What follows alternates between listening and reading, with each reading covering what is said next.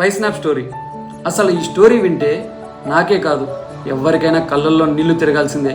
విన్నంతసేపు నాకే అలా ఉనిందంటే భరించిన అతనికి ఎలా ఉని ఉంటుందో. అసలు ఏం జరిగిందంటే బీటెక్ చదివే ఇద్దరు విద్యార్థులు, అమ్మాయి సిఎస్సి, అబ్బాయి మెకానికల్, కానీ ఒకే కాలేజ్ కావడంతో ఇద్దరు లవ్ లో పడ్డారు.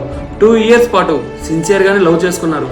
కానీ ప్రేమ అన్నాక చిన్న చిన్న గొడవలు వస్తాయి కదా, ఆ గొడవల కారణంగా ఆ అమ్మాయి ఏం చేసిందంటే ఆ అబ్బాయి స్థానంలోకి ఇంకొకరిని తీసుకొచ్చి పెట్టుకునింది, ప్రేమాయణం నడిపింది. ఈ విషయం తెలుసుకున్న ఆ అబ్బాయి వెళ్ళి ఆమెను అడిగాడు, గొడవలు పడ్డాడు, ఇంకొకరితో మాట్లాడొద్దు అని చెప్పాడు కూడా. ఆ అమ్మాయి ఏం మాత్రం అతని మాటలకు కానీ అతని ప్రేమకు కానీ కొంచెం అంటే కొంచెం కూడా చలించలేదు. ఇంతలో మనకి కథంతా చెప్పిన ఒక సీనియర్ వాళ్ళ రూమ్కి వెళ్ళి అక్కడ పక్కనే ఉన్న వాళ్ళ ఫ్రెండ్ని ఎందుకు వాడు అలా అరుచుకుంటున్నాడు ఫోన్లో అని అడిగితే వాడికి వాళ్ళెవరికి గొడవ అయిందంట, ఆ అమ్మాయి ఎవరితోనో మాట్లాడుతుందంట, అందుకని వీడు గొడవ పడుతున్నాడు అని అతని ఫ్రెండ్ అయితే ఇతనికి సమాధానం చెప్పాడు. ఇంతలోనే ఆ అబ్బాయి తెగ ఏడుస్తున్నాడంట, ఓన్ అరుస్తున్నాడంట, ఫ్రెండ్స్ని పట్టుకొని ఏడుస్తున్నాడంట, ఆపలేని బాధ అంట, ఎవ్వరూ ఆపలేకపోయారంట.